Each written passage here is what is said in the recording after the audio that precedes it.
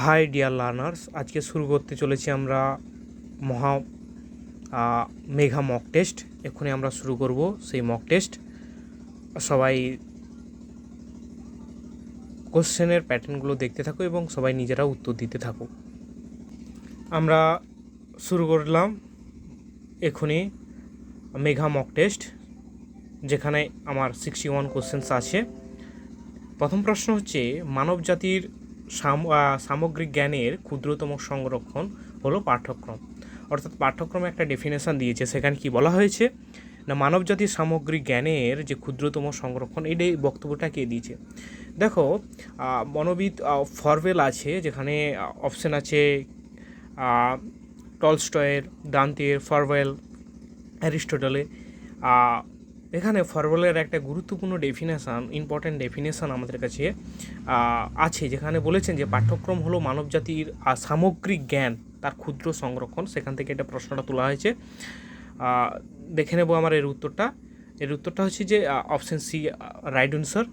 দ্বিতীয় প্রশ্ন হচ্ছে যে দার্শনিক ভিত্তি হলো, শিক্ষায় দার্শনিক ভিত্তি হলো, সেটা অপশান এ আছে দর্শনের শিক্ষার প্রভাব, শিক্ষা প্রক্রিয়া দর্শনের প্রয়োগ, শিক্ষা ও দর্শনের পরস্পর নির্ভরশীল, শিক্ষা দর্শনের ইতিবাচক দিক। যদি আমরা শিক্ষা দর্শনের ভিত্তি দেখি, তাহলে কিন্তু শিক্ষা প্রক্রিয়ার সঙ্গে দর্শনের একটা অ্যাপ্লাইডমূলক যে প্রয়োগ আছে সেটা কিন্তু দেখা যায়। অর্থাৎ শিক্ষা দার্শনিকের যদি ভূমিকা দেখি, তাহলে কি সেটা প্রয়োগমূলক দিক কিন্তু আসে শিক্ষা দার্শনিকের। অবশ্যই তোমরা শিক্ষায় সাইকোলজির যে গুরুত্ব, সেটা কিন্তু তোমরা অবশ্যই কমেন্ট করে জানিও। নেক্সট প্রশ্ন হচ্ছে, নিচের কোনটি ভাববাদের পাঠদান পদ্ধতি হিসেবে গুরুত্ব দেওয়া হয়েছে? অর্থাৎ কি বলা হয়েছে, নিচের কোনটি ভাববাদ পাঠদান পদ্ধতির হিসেবে বিশেষ গুরুত্ব দেওয়া হয়েছে? খেলা, বক্তৃতা, আলোচনা, গল্প। দেখো, ভাববাদ সবসময় কার উপরে, লেকচার মেথডের উপরে কিন্তু বেশি গুরুত্ব আলোচনা করা হয়েছে। যদি আমরা লেকচার মেথড দেখি, তাহলে কিন্তু খেলা এবং গল্প বলা দুটো কিন্তু আমাদের আউট হয়ে যাবে। থাকলো কি আলোচনা এবং বক্তৃতা পদ্ধতি। প্রাচীনকালে সবসময় শিক্ষা পদ্ধতি কিন্তু বক্তব্যের আকারে কিন্তু একজন শিক্ষক কিন্তু তা তুলে ধরতেন।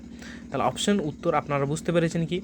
নেক্সট প্রশ্ন চলে যাই, যে ঋণাত্মক শিক্ষার ধারণাটা এসছে কোথা থেকে? আমরা পজিটিভ এবং নেগেটিভ এডুকেশনের যে ধারণাটা যদি আমরা দেখি, তাহলে আমরা পজিটিভ এডুকেশনের ধারণা এবং নেগেটিভ যে এডুকেশনের ধারণা, সেটা কিন্তু প্রকৃতিবাদে পাই। কিন্তু প্রকৃতিবাদে পেলেও ওই যে ঋণাত্মক শিক্ষার ধারণাটা বা কনসেপ্টটা এসছে, প্রথম যদি আমরা ধরি, তাহলে কোথা থেকে, কোন কোন দর্শন থেকে আসতে পারে?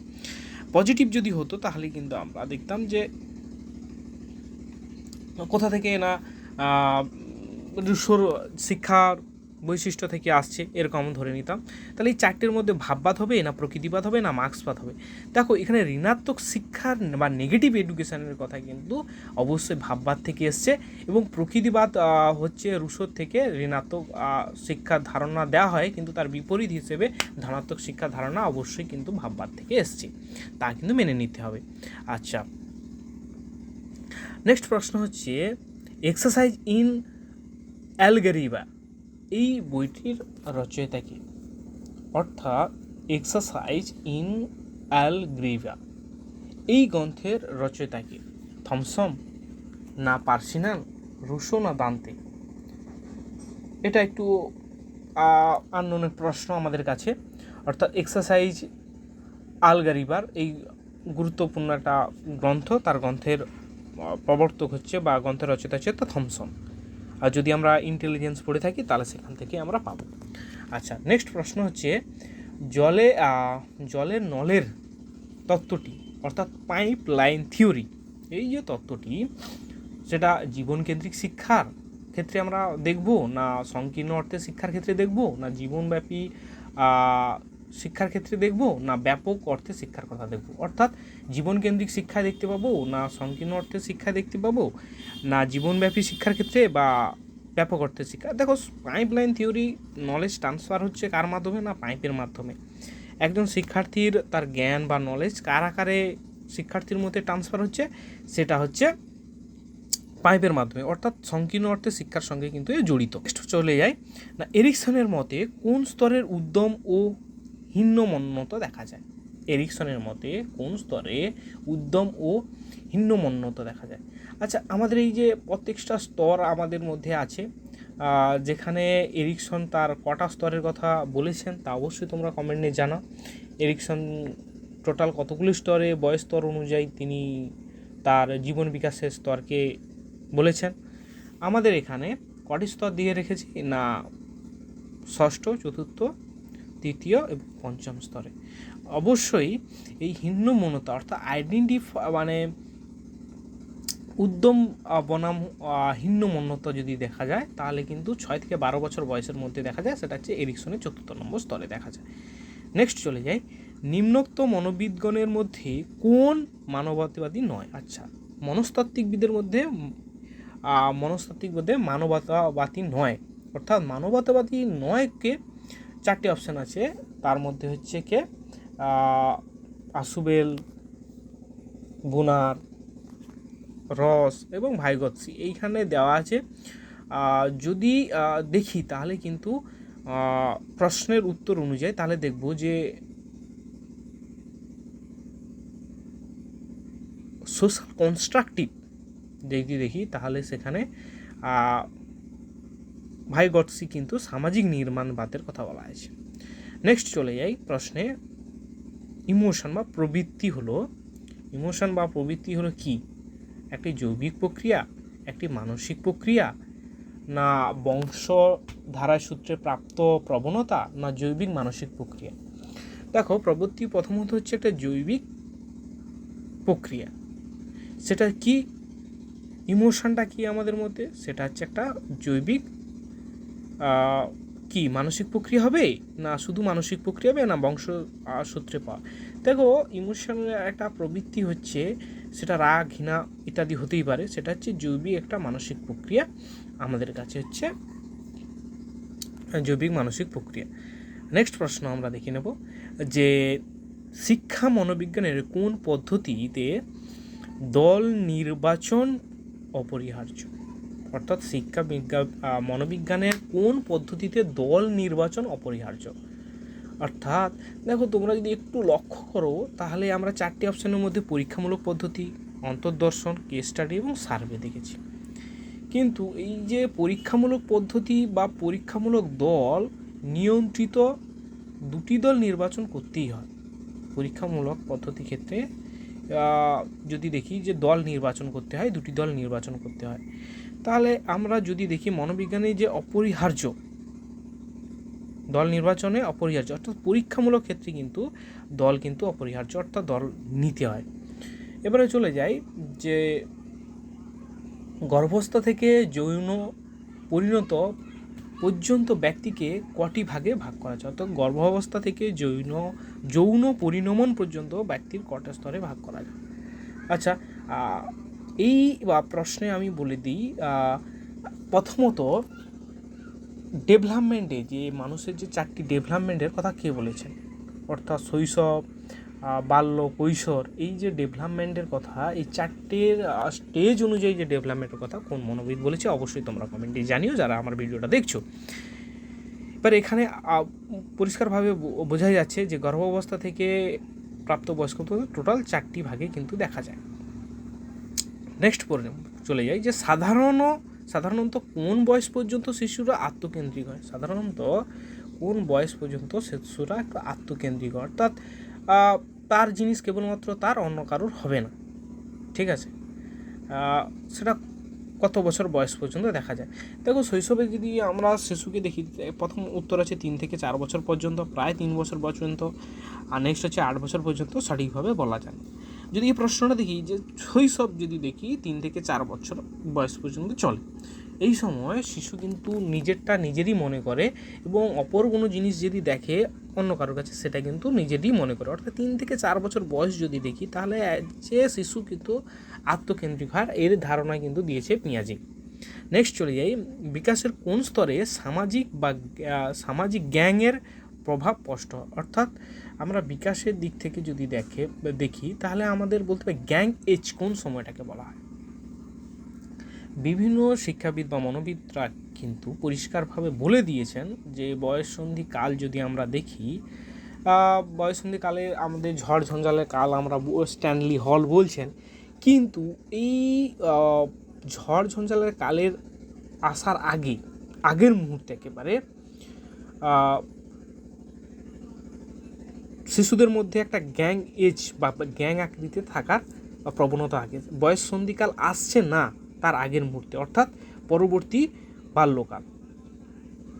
এজটা কত? 9 থেকে 12 বছর। সামাজিকরণের উপাদানগুলি হলো কি? আচ্ছা, সামাজিকরণের উপাদান হলো প্রথম অপশান আছে বুদ্ধির বিকাশ, ভাষার বিকাশ, নৈতিক বিকাশ এবং উপরে সবগুলি।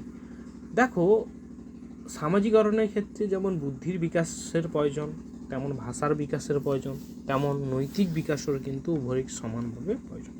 অর্থাৎ যদি আমরা প্রশ্নটা এখানে এভাবেই দেখি, তাহলে কিন্তু এখানে সবকটা উত্তর আমার কাছে ঠিক বা যথার্থ বলে এখানে কিন্তু গণ্য হবে। আচ্ছা, নেক্সট প্রশ্ন আমরা চলে যাই। নেক্সট প্রশ্ন আমাদের কাছে কি বলছে না, সমাজতত্ত্বের জনক কে? সমাজতত্ত্বের জনক কে? যদি দেখি যে সমাজতত্ত্বের জনক কি, যদি আমরা দেখি তাহলে Auguste Comte, MacIver, Kingsley Davis, Paine, অর্থাৎ 4 জন মনস্তত্ত্বের বিদের নাম দেওয়া আছে, তার মধ্যে কে হচ্ছে সমাজতত্ত্বের জনক? আচ্ছা, প্রথমে August Comte, MacIver, Kingsley Davies এবং পেইন। আচ্ছা, এই যে সমাজ কথাটা ধারণা কে দিয়েছে? অবশ্যই তোমরা জানো কোথা থেকে এসছে, এবং এডুকেশন সোশ্যোলজির একটা গুরুত্ব পাঠ থেকে এই প্রশ্নটা কিন্তু আমাদের নেওয়া হয়েছে। আগস্ট কম্ত হচ্ছে সমাজতত্ত্বের একজন গুরুত্বপূর্ণ সোশ্যোলজিস্ট, যা হচ্ছে সমাজতত্ত্বের জনক হিসেবে আমরা জানি। আচ্ছা, নেক্সট প্রশ্ন চলে যাই যে কোনটি বহির্গোষ্ঠী অর্থাৎ বাইরের গোষ্ঠী? যদি আমরা দেখি ঐক্যবদ্ধ, বিদ্বেষ, সহানুভূতি না আন্তরিকতা? দেখো, অন্তর্গোষ্ঠী, আচ্ছা প্রথমত বলে নিই যে এই যে গোষ্ঠী আমরা বলছি, অন্তর্গোষ্ঠী, বহির্গোষ্ঠী, গোষ্ঠী কয় প্রকার তা কিন্তু তোমরা অবশ্য কমেন্টে জানাও। মূলত গোষ্ঠী আমরা জানি কয় প্রকার, সবাই যারা জানো না তারা অবশ্যই আমি বলবো কয় প্রকার, এবং তোমরা যারা জানো অবশ্যই কমেন্টে জানাও যে গোষ্ঠী কয় প্রকার। অর্থাৎ এই যে বহির্গোষ্ঠী, অন্তর্গোষ্ঠী না, বাইরের গোষ্ঠী, ঐক্যবদ্ধ এটা অন্তর্গোষ্ঠী, সহানুভূতি অন্তর্গোষ্ঠী, আন্তরিকতা অন্তর্গোষ্ঠী, কিন্তু বিদ্বেষ হচ্ছে এটা বহির্গোষ্ঠীর বৈশিষ্ট্য। নেক্সট চলে যাই যে সমাজের দ্বন্দ্বের ইতিবাচক ভূমিকা। সমাজের দ্বন্দ্বের ইতিবাচক ভূমিকা হলো বৃহৎ সংস্থার সৃষ্টি, সমাজের নবীকরণ, সমাজ সংস্কৃতির পরিবর্তন, উপরে সবকটি ঠিক। অর্থাৎ সমাজের যে দ্বন্দ্বের ইতিবাচক ভূমিকা সেটা কি? বৃহৎ সংস্থার সৃষ্টি, সমাজের নবীকরণ, সমাজ সংস্কৃতির পরিবর্তন এবং উপরে সবকটি ঠিক। অর্থাৎ দেখা যায় যদি সমাজ দ্বন্দ্বের ইতিবাচক, তাহলে সবকিটি কিন্তু এখানে ঠিক হবে, অর্থাৎ এখানে সবকিটি কিন্তু ঠিক। আচ্ছা, নেক্সট প্রশ্নে চলে যাই, কি আছে আমরা দেখব। আচ্ছা, আলেকজান্ডার ডাফ প্রতিষ্ঠিত জেনারেল অ্যাসেম্বলিজ ইনস্টিটিউট বর্তমান নাম কি? আলেকজান্ডার ডাফ প্রতিষ্ঠিত জেনারেল অ্যাসেম্বলিজ ইনস্টিটিউশনের নাম কি? আচ্ছা, এইটা হচ্ছে একটা আননোন প্রশ্ন। এটা হচ্ছে বর্তমানে যেটা স্কটিশ চার্চ কলেজ আছে কলকাতাতে, সেটা হচ্ছে আলেকজান্ডার ডাফ তারই প্রতিষ্ঠিত স্কটিশ চার্চ কলেজ, যেখানে আমাদের নেতাজি সুভাষচন্দ্র বসুর গুরুত্বপূর্ণ ভূমিকা পাওয়া যায়, এবং অন্যান্য বহু মনীষী কিন্তু এই ইনস্টিটিউশনে পড়েছেন। আলেকজান্ডার ডাফ প্রতিষ্ঠিত প্রথম। নেক্সট প্রশ্ন হচ্ছে নিচের কোন উপাধি নালন্দা বিশ্ববিদ্যালয়ের শিক্ষার্থীদের দেওয়া হতো? নিচের কোন উপাধি নালন্দা বিশ্ববিদ্যালয়ের শিক্ষার্থীদের দেওয়া হতো? আচ্ছা, তাহলে নিচের কোন উপাধি নালন্দা বিশ্ববিদ্যালয়ের শিক্ষার্থীদের দেওয়া হতো? সেটা হচ্ছে এখানে কি হচ্ছে, নিচের কোন উপাধি নালন্দা বিশ্ববিদ্যালয়ে দেওয়া হতো? আচ্ছা, বহুশ্রুত, কর্মদান, স্থবির, উপরে সবগুলি ঠিক। আচ্ছা, এখানে চলে যাই যে যদি আমরা প্রশ্নটা দেখি তাহলে এর উত্তর কিন্তু সবকটি, অর্থাৎ নালন্দা বিশ্ববিদ্যালয় বহুশ্রুত, কর্মদান, স্থাবিত, এই তিনটি হচ্ছে আলাদা আলাদা আলাদা নালন্দা বিশ্ববিদ্যালয় শিক্ষার্থীর যোগ্যতা অনুযায়ী কিন্তু এই ধরনের উপাধি দেওয়া হতো। অর্থাৎ বহুশ্রুত, কর্মদান, স্থাবিত এগুলো একটা উপাধি, সবকটি কিন্তু নালন্দা বিশ্ববিদ্যালয়ে দেওয়া হতো। আচ্ছা, দিগদর্শন। দিগদর্শন কি? এক কথা যদি বলি, দিগদর্শন কি? একটি পত্রিকা। সেটা কী ধরনের পত্রিকা যদি দেখি তাহলে 1818 সালে জন ক্লার্ক মার্সম্যান সম্পাদিত প্রকাশিত হয় পত্রিকা। এই প্রকাশিত পত্রিকাটি প্রথমত হচ্ছে বাংলা ভাষায় প্রকাশিত হয়েছিল, অর্থাৎ বাংলা ভাষায় প্রাথমিক সাময়িক পত্র, অর্থাৎ বাংলা ভাষায় লিখিত প্রথম পত্র হচ্ছে এটাই। এটি মাসিক পত্রিকা হিসেবে কিন্তু আমরা জানি, অর্থাৎ এটা কি পত্রিকা আমাদের কাছে? মাসিক পত্রিকা। নেক্সট প্রশ্ন আমরা যদি দেখি যে ভারতের প্রথম কে মাদ্রাসা প্রতিষ্ঠা করেন? ভারতের প্রথম কে মাদ্রাসা প্রতিষ্ঠা করেন? যারা মাদ্রাসা এডুকেশন বা মক্তবে এবং মাদ্রাসা নিয়ে পড়েছো তারা অবশ্যই এর উত্তরে জানাবে কি প্রথম প্রতিষ্ঠিত মাদ্রাস কে প্রতিষ্ঠিত করেন। আমরা অপশন দেখে নেব যে এর অপশন কোনটা ঠিক।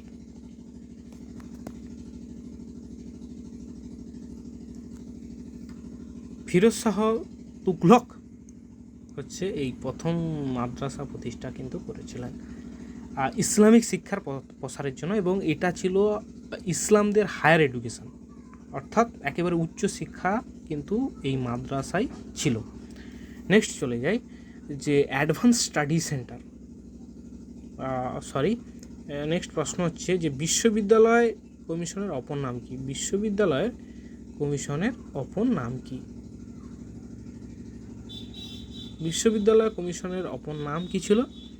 রাধাকৃষ্ণন কমিশন। বিশ্ববিদ্যালয় কমিশনের অপর নাম কি ছিল? রাধাকৃষ্ণন কমিশন, না সাটালার কমিশন, না কোঠারি কমিশন, না মুদালের কমিশন। অতএব বিশ্ববিদ্যালয় কমিশনের অপর নাম ছিল রাধাকৃষ্ণন কমিশন।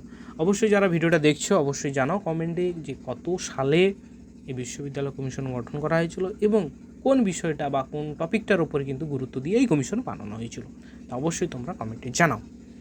জানা না থাকলে তাহলে অবশ্যই তাও জানাও। আচ্ছা, নেক্সট চলে যাই যে অ্যাডভান্স স্টাডি সেন্টার স্থাপনে কোন কমিশনে বলা হয়েছে? অ্যাডভান্স স্টাডি সেন্টার স্থাপনের কোন কমিশনে বলা হয়েছে? আচ্ছা, প্রথম অপশন হচ্ছে মুদালের কমিশন, অশোক মিত্র কমিশন, বিশ্ববিদ্যালয় কমিশন এবং ভারতীয় শিক্ষা কমিশন। আচ্ছা, অ্যাডভান্স স্টাডি সেন্টার স্থাপনের কথা কোন কমিশনে বলা হয়েছে? যদি তা আমরা দেখি তাহলে প্রথমত হচ্ছে এই ভারতীয় শিক্ষা কমিশনের অপর নাম কি? এই ভারতীয় শিক্ষা কমিশনের অপর নাম হচ্ছে কোঠারি কমিশন। প্রতিষ্ঠিত হয়েছিল কত সালে? না 1964 থেকে 66 সালে। এই 1964 থেকে 66 সালে যে ভারতীয় কমিশন অ্যাডভান্স স্টাডি সেন্টারের কথা কিন্তু বলা হয়েছিল। এবারে চলে যাই যে ইসিসি নিচে কোন স্তরের সঙ্গে যুক্ত? আচ্ছা, এই ইসিসির পুরো নাম আগে জানতে হবে। ইসিসির পুরো নাম কি? ইসিসির পুরো নাম হচ্ছে yearly childhood care and education. এই ইসিসির কথা কোন কমিশনে বলা হয়েছিল তা অবশ্যই তোমরা কিন্তু কমেন্টে জানাবে। আচ্ছা, এই ECC yearly childhood care education এখানে কি হবে? না শৈশবদের, কাদের? না শৈশবদের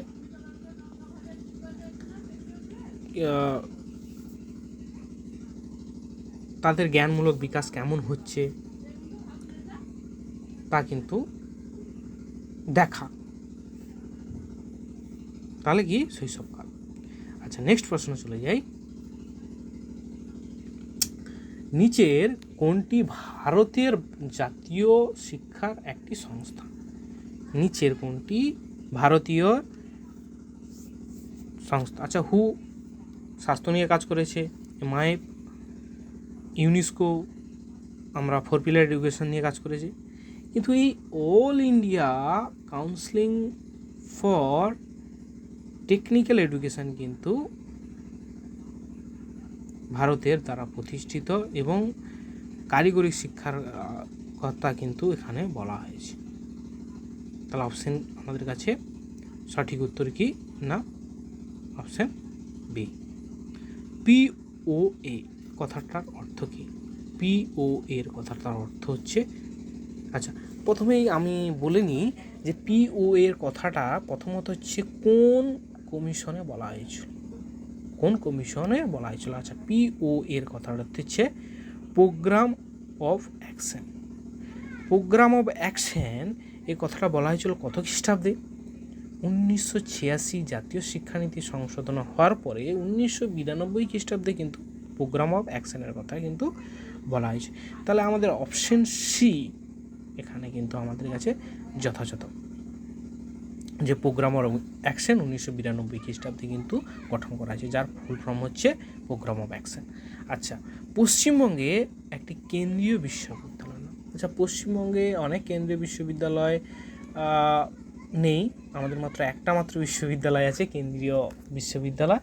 4টি অপশান দিয়েছি: বিশ্বভারতী বিশ্ববিদ্যালয়, কলকাতা বিশ্ববিদ্যালয়, বর্ধমান বিশ্ববিদ্যালয় এবং নেতাজি সুভাষ মুক্ত বিশ্ববিদ্যালয়। তোমরা অবশ্যই জানাও যে কেন্দ্রীয় বিশ্ববিদ্যালয়ের নাম।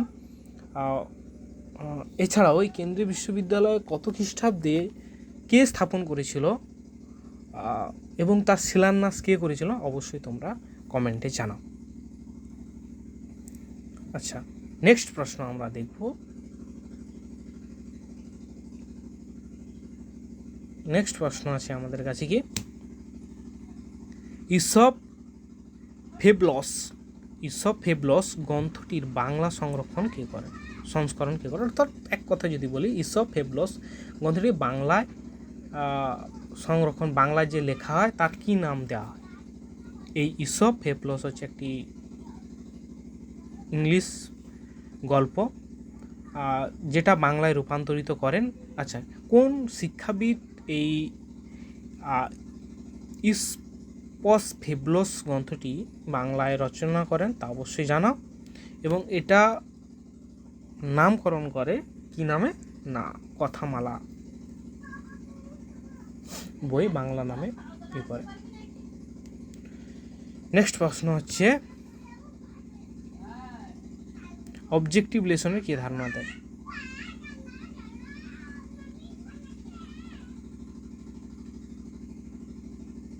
অ্যানসাঞ্চনিং বা অবজেক্ট লেসনের ধারণা কে দেয়? অ্যানসাঞ্চনিং বা অবজেক্টিভ লেসনের কথা কে বলে?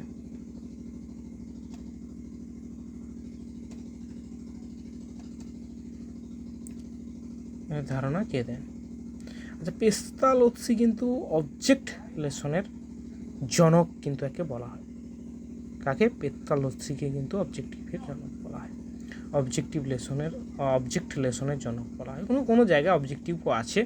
আচ্ছা, বিদ্যাসাগর ভারতী সম্ভাষণ সম্পাদনা করেন কত খ্রিস্টাব্দে?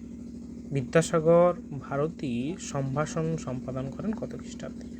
1964, 1968, 1869, 1863। কত খ্রিস্টাব্দে তা অবশ্যই তোমরা জানো। 1863 খ্রিস্টাব্দে কিন্তু এই বিদ্যাসাগর ভারতী সম্ভাষণ সম্পাদনা করেন, এবং কি কারণে করেন তা অবশ্যই তোমরা কমেন্টে জানাও। যদি না জানা থাকে তাহলে অবশ্যই কমেন্টে জানাও। আচ্ছা, কার মতে বিদ্যালয় পরিবেশ হবে রূপান্তরিত গৃহ পরিবেশ? কার মতে বিদ্যালয় পরিবেশ হবে রূপান্তরিত গৃহ পরিবেশ? Option A Pestalozzi, option B Montessori, option B Rousseau, option D Dewey. আচ্ছা, এখানে অপশন এ যদি তোমরা লক্ষ্য করো তাহলে কি বিদ্যালয় পরিবেশ হবে পুরো ঘরের মতো, বাচ্চা চাপ মনে করবে না, ঘরের মতোই এনভায়রনমেন্ট পরিবেশটাকে আনন্দের শিক্ষা নেবে, সেটা হচ্ছে পেতসালোৎসি কিন্তু বলেন। তার শিক্ষার কাঠামোতে বা শিক্ষার বৈশিষ্ট্য হিসেবে কিন্তু তিনি উল্লেখ করেছেন যে শিক্ষা ব্যবস্থা হবে পুরো গৃহ পরিবেশের মতো। নেক্সট প্রশ্ন দেখে নিই, কোন কমিশনের সুপারিশে ভারত সরকারের শিক্ষা মন্ত্রক অর্থাৎ Central Bureau of Educational and Vocational গাইডেন্সের কথা বলেন? এক কথায় যদি বলি তাহলে ভোকেশনাল এডুকেশন কোন কমিশনে বলা হয়েছে? যদি এক কথায় বলি যে ভোকেশনাল এডুকেশন কোন কমিশনে বলা হয়? এই নেক্সট প্রশ্ন তোমরা অবশ্যই কমেন্টে জানাও যে central bureau educational and vocational guidance কত খ্রিস্টাব্দে গঠিত হয়? আচ্ছা, প্রথমত হচ্ছে মুদুলের কমিশনে কিন্তু এই Central Bureau of Education and Vocational গাইডেন্সের কথা বলা হয়েছে এবং সালটা ছিল 1954 খ্রিস্টাব্দে। সিবিই ভিসি অর্থাৎ ওই তারাচাঁদ কমিটি গঠনের সময় কিন্তু এই কমিশনের কথা বলা হয়েছিল। নেক্সট প্রশ্ন নেই যে পরিমিত ব্যয়ে গণশিক্ষা বিস্তারে সাহায্য করে মানে অল্প টাকায় গণশিক্ষার কথা কি মানে বিস্তারের জন্য কোনটা সব থেকে ভালো, যদি এক কথায় যদি বলি যে একেবারে অল্প ব্যয়, পরিমিত ব্যয়, অল্প ব্যয় হচ্ছে গণশিক্ষা বিস্তারে সাহায্য করে কি বিদ্যালয় অনেক টাকা খরচ করে, কম্পিউটার অবশ্যই অনেক টাকা খরচ করে, দূরদর্শন খুব ব্যয়বহুল। যদি এক কথায় দেখি তাহলে হচ্ছে আমাদের কাছে বেতার হচ্ছে খুবই পজিটিভ অ্যান্সার, অর্থাৎ বেতারই হচ্ছে আমাদের কাছে একমাত্র যেখানে গণশিক্ষার বিস্তারের ক্ষেত্রে কিন্তু বেতার গুরুত্বপূর্ণ ভূমিকা পালন করে বা দেখা যায়।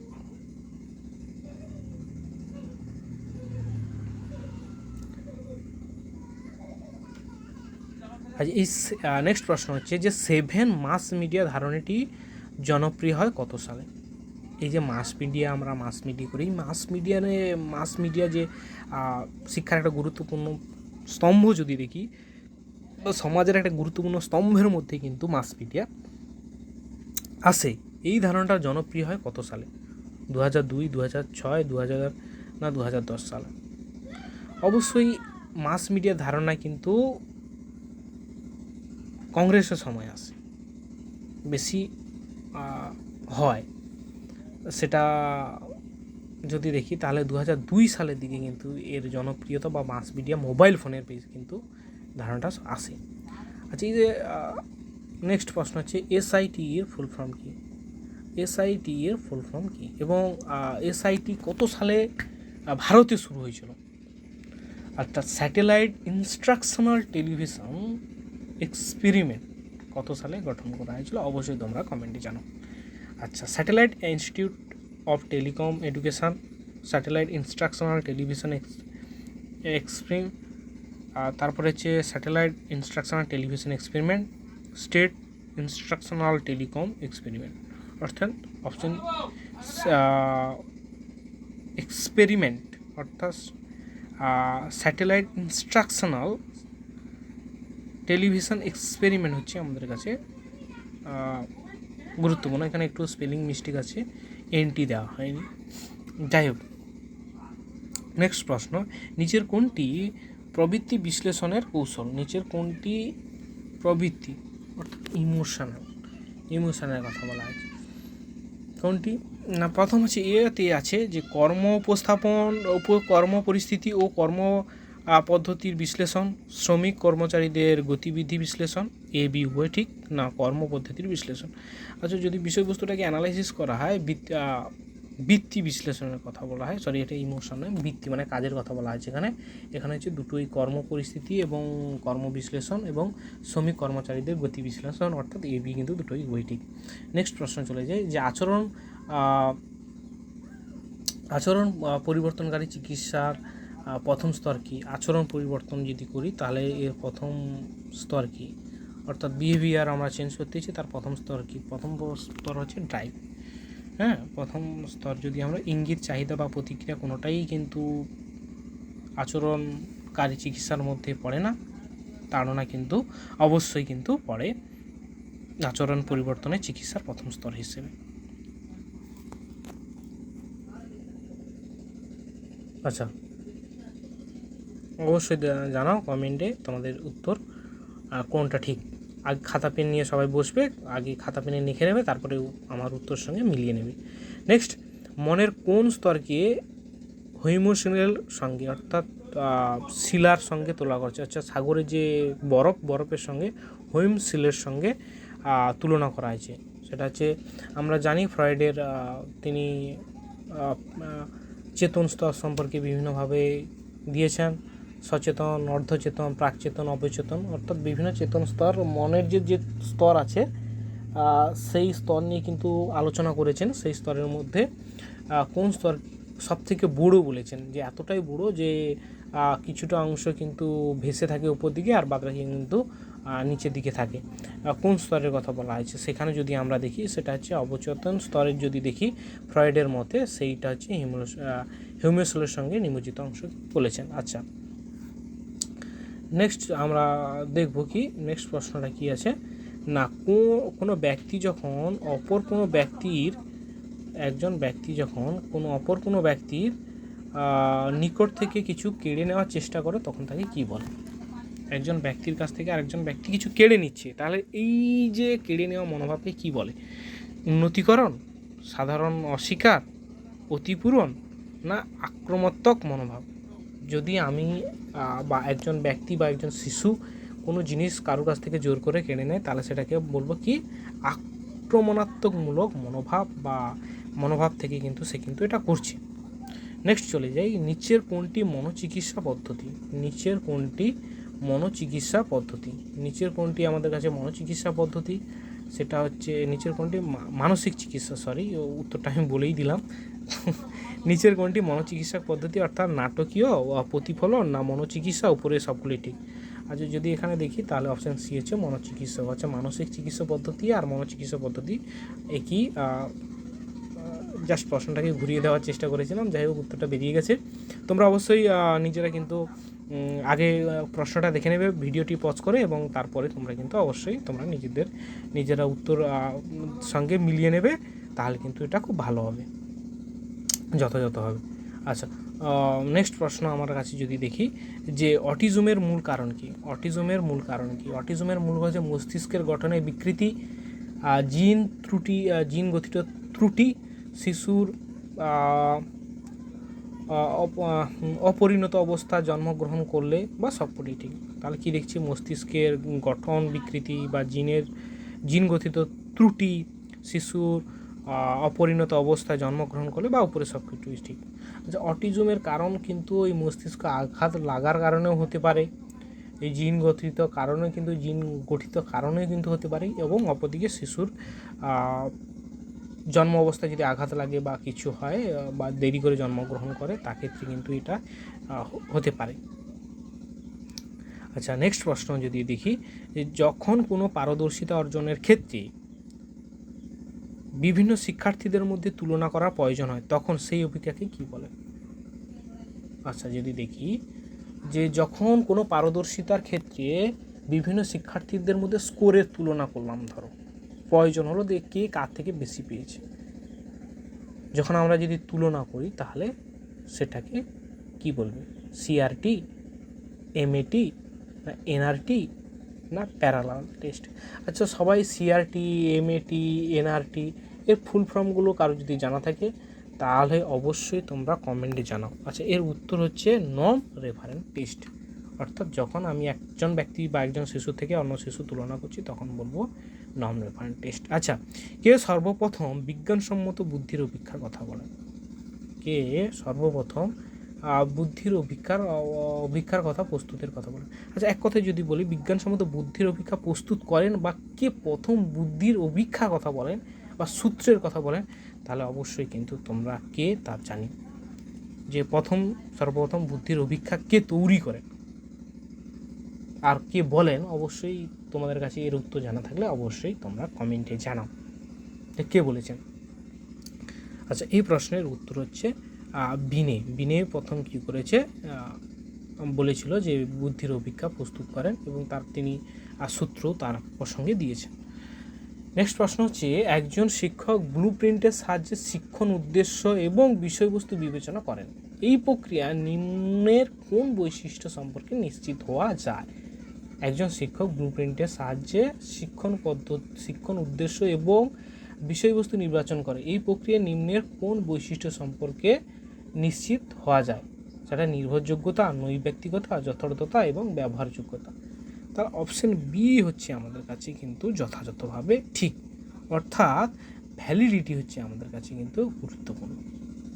ভ্যালিডিটির দ্বারাই কিন্তু একজন ছেলে তার ব্লুপ্রিন্ট বা শিক্ষণ উদ্দেশ্য সম্পর্কে কিন্তু বিবেচনা করতে পারে। আচ্ছা, নেক্সট প্রশ্ন হচ্ছে মোটর ডিক্সটরি টেস্ট কী ধরনের ক্ষমতার পরিমাপ করে? এই যে মোটর ডিক্সটোরিটি, এই মোটর ডিক্সটোরিটি টেস্ট কী ধরনের ক্ষমতা পরিমাপ করে? সাধারণ ক্ষমতা, বিশেষ ক্ষমতা, জ্ঞানমূলক ক্ষমতা, প্রবণতা। আজ এই সাধারণ ক্ষমতা এবং বিশেষ মানসিক ক্ষমতার কথা কে বলেছেন অবশ্যই তোমরা কমেন্টে জানাও। এবং সাধারণ ক্ষমতা কিভাবে পরিমাপ করা যায় এবং বিশেষ মানসিক ক্ষমতা কিভাবে পরিমাপ করা যায় তা অবশ্যই জানাও। এই মোটর ডিক্সটোরিটি প্রথমত বিশেষ মানসিক ক্ষমতা কিন্তু পরিমাপ করে। নেক্সট প্রশ্ন হচ্ছে, একটি সুভিক্ষায় কিছু বৈশিষ্ট্য দেখা যায়, নিজের কোনটি এর মধ্যে অন্তর্ভুক্ত নয়? কি বললাম? এক প্রশ্নটা কি থাকলো আমাদের কাছে? একটি সুভিক্ষার কিছু বৈশিষ্ট্য দেখা যায়, নিচের কোনটি অন্তর্ভুক্ত নয়?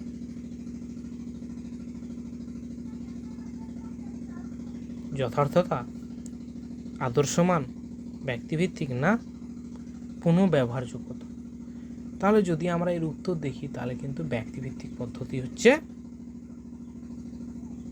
অর্থাৎ ইন্ডিভিজুয়ালিটি, অবজেক্টিভিটি, নৈব্যক্তিকতার মধ্যে। আচ্ছা, নেক্সট প্রশ্ন হচ্ছে কি? নেক্সট প্রশ্ন হচ্ছে আমাদের কাছে, কোনো বিষমতার পরিমাপের ক্ষেত্রে শেফার্ডের সারণীর ব্যবহার করা হয়? আচ্ছা, কোন বিষমতার পরিমাপের ক্ষেত্রে শেফার্ডের সংশোধনী ব্যবহার করা হয়? আদর্শচ্যুতি, চতুর্থাংশচ্যুতি, গড়চ্যুতি, না রেঞ্জ? আচ্ছা, এর অবশ্যই ইংলিশটা দিলে ভালো হতো। যাই হোক, এর অপশন যদি দেখি তাহলে হচ্ছে আমাদের কাছে আদর্শচ্যুতি বা স্ট্যান্ডার্ডাইজ টেস্ট। আচ্ছা, গ্রুপিংয়ের জন্য যে ত্রুটি হয় তা সংশোধনের জন্য প্রধানত এই টেস্ট কিন্তু ব্যবহার করা যায়। আচ্ছা, নেক্সট চলে যাই। নেক্সট প্রশ্ন হচ্ছে 50 থেকে 59 এর মধ্যবর্তী স্কোর কত? অর্থাৎ 50 থেকে 59 হচ্ছে টোটাল, যদি আমরা যোগ করি তাহলে দাঁড়াচ্ছে কত? 9 হাফ যদি আমরা দেখি তাহলে সেটা কত তা অবশ্যই তোমরা জানো। আচ্ছা, 50 থেকে 59 এই দুটোকে যোগ করলাম, যোগ করে 2 দিয়ে ভাগ করলে তাহলে কত আসছে? সেটাই হচ্ছে আমাদের কাছে কিন্তু মধ্যবিন্দু।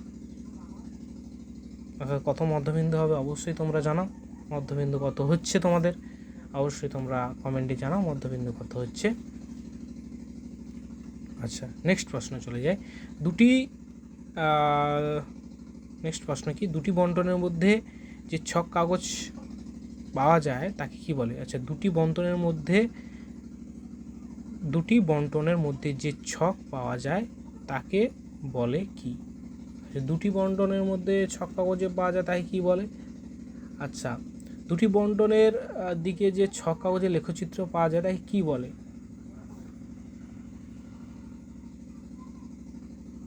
অবশ্যই তোমরা জানো কি বলে। আচ্ছা, এর উত্তর কিন্তু স্ক্যাটার ডায়াগ্রাম বলে। র্যাঙ্ক ডিফারেন্স আলাদা, ওয়ার্টেন ডিফারেন্স আলাদা, কল্পিত গড় আলাদা।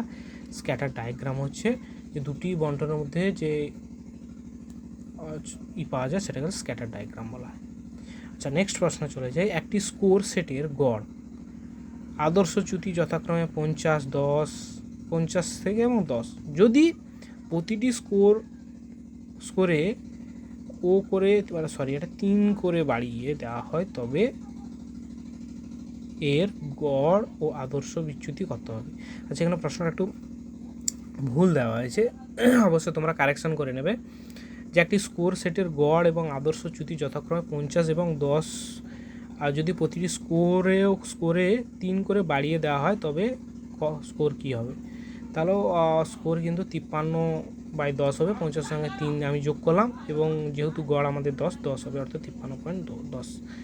যাই হোক, নেক্সট প্রশ্ন হচ্ছে 12, 1, 8, 7, 8, 6 এর স্কোরগুলির মধ্যে গড় কত?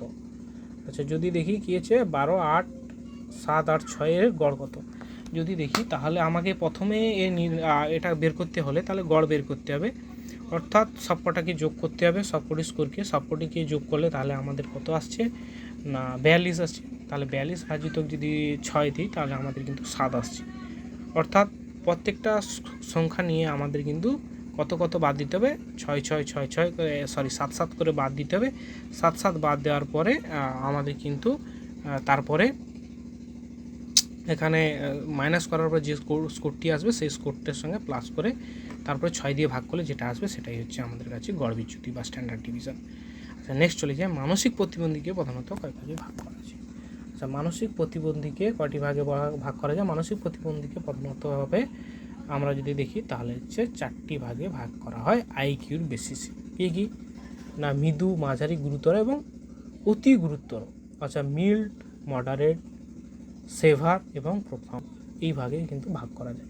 কিন্তু শিক্ষাগত দিক থেকেও কিন্তু আবার এই মানসিক প্রতিবন্ধীকে কিন্তু 3 ভাগে ভাগ করা হয়। শিক্ষাগত দিক থেকে আবার কিন্তু 3 ভাগে ভাগ করা যায়।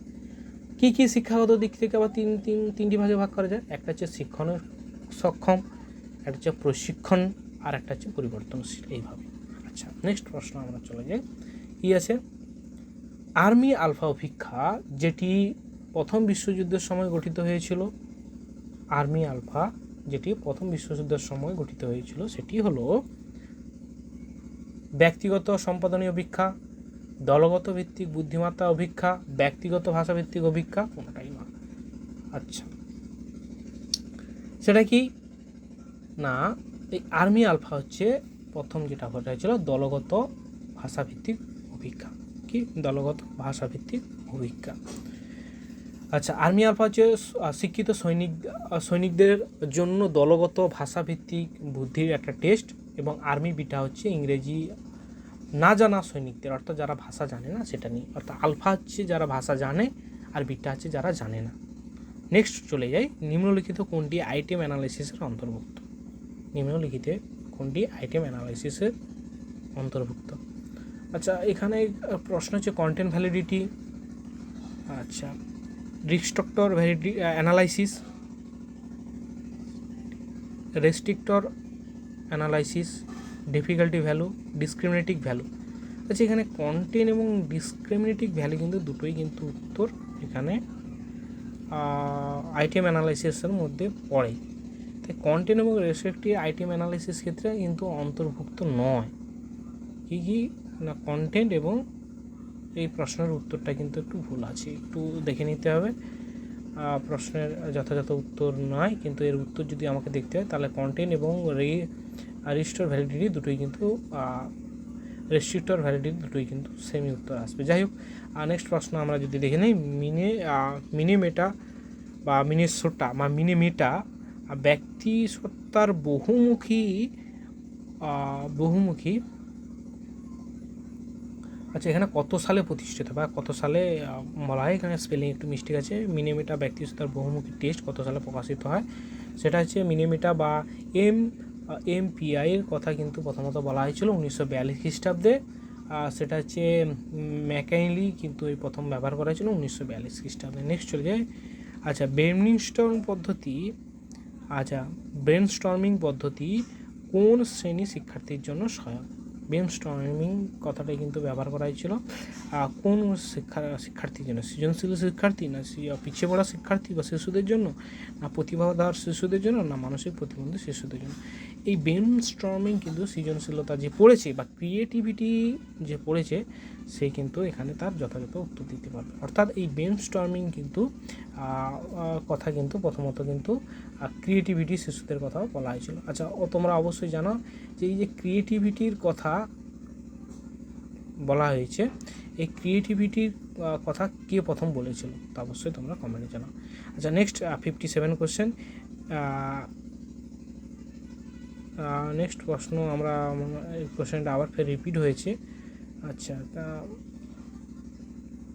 প্রশ্নটা আবার কি মিনিমোটা ব্যক্তিসত্তার বহুমুখী কত সালে? নেক্সট প্রশ্ন আবার রিপিট হয়েছে, তোমরা অবশ্যই তার এর উত্তর অলরেডি তোমরা জেনে গেছো, তাই অবশ্যই তোমরা জানি সবাই ঠিক করবেই।